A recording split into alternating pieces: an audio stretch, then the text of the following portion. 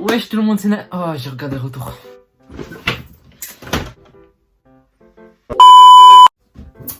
Wesh l'équipe, c'est Naked, j'espère que vous allez bien. Moi en tout cas ça va super. Aujourd'hui, toute nouvelle vidéo où je vais raconter vos threads à vous, les histoires étranges, paranormales ou des choses comme ça que vous avez vécues. Donc pour cette vidéo, toutes les histoires que vous allez entendre seront des histoires complètement vraies. Bien vu, ça met une grosse pression maintenant. Sans plus tarder, on va directement commencer par raconter les 3 threads horreurs, c'est parti. On va donc commencer avec l'histoire de Gwendoline, qu'on a renommée comme ça. Gwendoline raconte qu'à ce moment où elle a vécu l'histoire, elle avait entre 8 et 9 ans. Elle vivait dans le 60 à la campagne, dans une maison.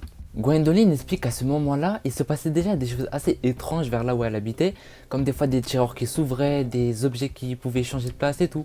Donc déjà, ça commence super mal.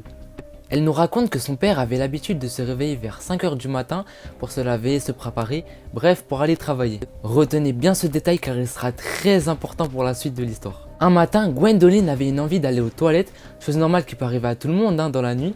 À ce moment-là, Gwendoline avait une horloge à côté d'elle qui lui permettait donc de voir l'heure. Elle vit l'heure et il était 5 h du matin, l'heure du coup à laquelle son père devait se préparer. Elle se dirige donc vers sa salle de bain qui était à côté de sa chambre au 2e étage et où il y avait des toilettes. Au moment où elle arrive devant la salle de bain, la lumière était allumée et l'eau coulait. Il y avait donc quelqu'un dans sa salle de bain. Elle se dit bon, ça doit être mon père, c'est logique vu qu'on est dans ces heures. Elle essaie donc d'ouvrir mais c'est fermé. Elle va dans la chambre de ses parents pour aller les voir et qu'est-ce qu'elle voit? Ses 2 parents sont en train de dormir. Vu que Gwendoline a un petit frère, elle décide donc d'aller le voir pour voir s'il dort ou s'il occupe bien la salle de bain. Et qu'est-ce qu'elle voit? Il dort. Gwendoline là elle comprend pas mais elle décide quand même d'aller voir sa sœur car à ce moment là elle vivait dans la même chambre que sa sœur. Et la surprise, la sœur de Gwendoline dort aussi. Sachant que dans sa maison ils étaient que 5 personnes, elle comprend pas qui était dans sa salle de bain à ce moment là. Là, Gwendoline commence à avoir bien peur parce qu'il y a bel et bien quelqu'un dans sa salle de bain qui prend une douche ou qui ne fait je ne sais quoi, mais elle ne sait pas qui ça pourrait être. Déjà que Gwendoline était encore sous le coup de la fatigue, le fait qu'elle soit jeune et en même temps dans l'incompréhension, vous savez ce qu'elle a fait? Elle décide de repartir dormir. Et dites-vous que vous et moi on n'aura jamais la fin de cette histoire. Et ça me démange tellement. Dites-vous que tout le monde dormait, ça veut dire qu'on ne saura jamais qui était cette personne dans la salle de bain. Tout se finit bien pour Gwendoline car elle se réveille bien et s'est rien passé pendant son sommeil, mais le seul souci c'est qu'on ne saura jamais qui était dans sa salle de bain à ce moment-là ni ce qu'elle voulait. D'ailleurs, jusqu'aujourd'hui, elle ne veut même pas le savoir. Ce sera tout pour l'histoire de Gwendoline qui fait quand même froid dans le dos, mais ça, c'est rien par rapport aux 2 autres histoires qui arrivent juste après. L'équipe, on va donc enchaîner avec l'histoire de Catherine qu'on a aussi renommée. Je vais vous mettre dans le contexte. Catherine à cette époque avait entre 7 et 8 ans et elle était partie en vacances dans le sud à Nice avec sa famille. Avec sa famille, ils avaient pris un studio pour passer les vacances tranquilles. Le studio était assez petit, on a même une photo de ce studio, donc mettez pause et regardez.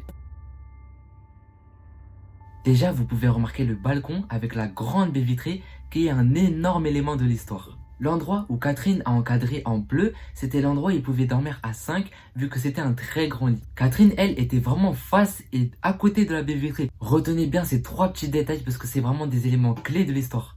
Ça va, vous arrivez à suivre? C'est bon? On peut continuer.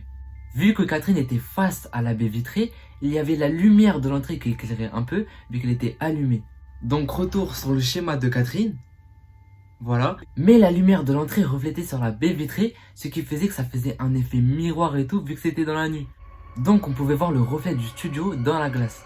Écoutez bien ça, une nuit pendant les vacances à Nice, Catherine n'arrivait pas à dormir vu que ce n'était pas dans son lit. Et moi je m'en fous, hein. Peu importe le lit, moi je dors. Donc Catherine, dans la nuit, en pleine galère et qui n'arrivait pas à dormir, regardait dans la baie vitrée le reflet du studio. À un moment, Catherine voit le reflet d'une femme avec une longue robe et avec un voile comme dans les mariages. Cette femme marchait donc derrière le lit et on pouvait tout voir grâce au reflet de la baie vitrée. Catherine sur le coup a eu tellement peur qu'elle ne pouvait rien faire et était totalement paralysée. Sur le coup, elle essaye de fermer les yeux pour ne plus rien calculer et là, en ouvrant les yeux quelques secondes après, la femme avait complètement disparu.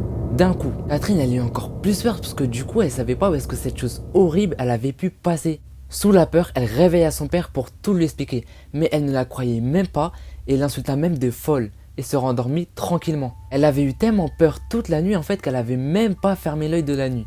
Sachant qu'elle avait entre 7 et 8 ans, c'est encore pire parce qu'avec un âge aussi petit comme ça en fait tu vas avoir davantage peur. L'équipe, cette histoire elle est horrible et c'est encore plus horrible parce que c'est un fait réel. Donc c'est encore plus horrible. On va donc conclure avec le dernier thread de ma soeur. Donc moi à ce moment je devais être petit donc souvent avec ma mère. Et cette histoire l'équipe c'est la pire de la vidéo. En sachant que j'étais beaucoup plus petit, je pense qu'après cette histoire en fait ils ont pas voulu m'en parler parce que sinon j'allais avoir trop peur. Bref passons, on va donc débuter ce dernier thread à l'île Maurice, mon pays d'origine mec. Ma soeur était partie chez de la famille. Détail important c'est que chez mon tonton en fait il y avait 2 étages. Étage 1 pour les adultes et tout, et le deuxième étage du coup pour les personnes beaucoup plus jeunes et les cousins, cousines, tout ça. À ce deuxième étage en fait c'est comme si on avait un appartement juste pour nous, parce qu'il y a la salle de bain, des chambres, le salon, tout ça, mais réservé que pour les enfants. Vous voyez quand on est regroupé dans le salon entre cousins et cousines là et qu'on a plein de matelas et la totale. Même s'il y a plein de chambres, on va tous dormir ensemble dans le salon et tout, bref c'est un vrai délire. Un soir, ma soeur, mon frère et tous les cousins et les cousines se sont tous installés dans le salon. Et ils ont commencé à se raconter des histoires d'horreur. On est à Montréal, pas au favela. Le temps passe, tous les cousins et les cousines commencent à raconter leur histoire et tout. Et au bout d'un moment, mon cousin voit quelque chose passer par la fenêtre. Et de là, il les regarde tous pour leur dire « J'ai vu quelque chose passer par la fenêtre ». Sauf que la maison est en hauteur, il n'y a vraiment rien autour et rien qui puisse permettre à un humain de passer devant une fenêtre en hauteur. Même un chat ou quoi, hein, rien, c'est trop haut.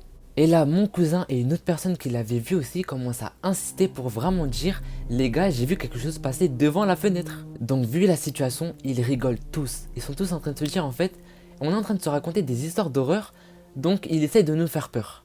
Au moment où c'était à ma soeur de raconter une histoire, qui d'après elle n'était pas ouf, un gros bruit super bizarre frappe à la porte. Comme si quelqu'un avait tapé à la porte de l'entrée. Pour vous expliquer en fait, quand vous rentrez dans cette maison, vous pouvez soit aller à gauche, donc là où il y a les adultes, ou à droite où il y a directement un escalier qui mène à l'étage. Donc un bruit sur la porte, vous pouvez très bien l'entendre.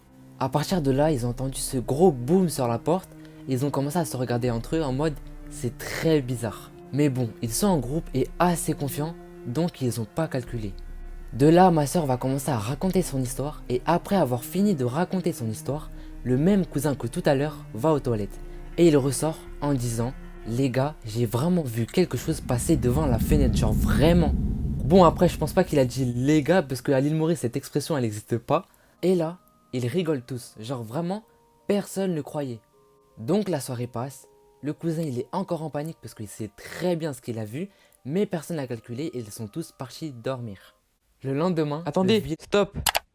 Ça, c'est la tête du mec qui est content parce qu'il sait qu'il va dire une connerie. Le village se réveille. Pardon, j'étais obligé. Tout le monde se réveille et ils ont super mal dormi. Un autre cousin, qu'on va appeler cousin 2, dit que pendant la nuit, c'est comme s'il y avait quelque chose qui venait et qui chuchotait à son oreille pendant la nuit. Sauf que lui, il regardait pendant la nuit, sauf que tout le monde dormait. Je commence à avoir tellement chaud là les amis. Vraiment la vérité, je commence à avoir des frissons et tout. J'ai peur. De là en fait, tout le monde avait eu quelque chose de très bizarre pendant la nuit. Il devait être 5 ou 6 au moins à avoir très mal dormi pendant la nuit, dont ma soeur et mon frère. La journée passe et ils parlaient tous de ce qu'ils avaient eu pendant la nuit, comme ma soeur qui entendait la fenêtre claquer, le cousin 2 qui lui entendait chuchoter, les autres qui n'arrivaient pas à dormir et ceux qui faisaient des cauchemars. Écoutez bien ça. Plus tard, ils ont appris que dans la veille, il y avait une dame qui était décédée. Ouais l'équipe, là je suis au montage et j'ai oublié un petit détail. En fait elle est bien décédée dans la nuit, mais c'était une dame qui habitait dans la maison juste en face. Il est 2 h du mat à l'heure où je monte cette vidéo et j'ai tellement peur, hein. Voilà. Et là, ils étaient tous sous le choc. Au final, ils se sont dit c'est trop bizarre parce que la veille, il y avait eu un décès et dans la nuit, ils ont pratiquement tous eu des choses assez bizarres. Et punaise, qu'est-ce que ça fait bien peur. La fin, elle est terrible. Bien évidemment, je tiens à rappeler que c'est des faits réels. Et ça fait peur jusqu'au bout. À 35 likes, je vais faire un épisode 2, mais cette fois-ci avec une grosse histoire. Alors déjà, n'allez pas dans le 60, ni à Nice. Et pour l'île Maurice, allez quand même là-bas parce qu'il est très beau mon pays. En tout cas, j'espère que ces 3 threads d'horreur vous ont plu. Si vous en avez encore à me proposer, venez sur mes réseaux qui sont en description. Moi, je vais vous laisser dans la peur. Rendez-vous le week-end prochain pour une toute nouvelle vidéo. C'était Nakil, ciao! I just wanna be the one you love. I just wanna be the one you love.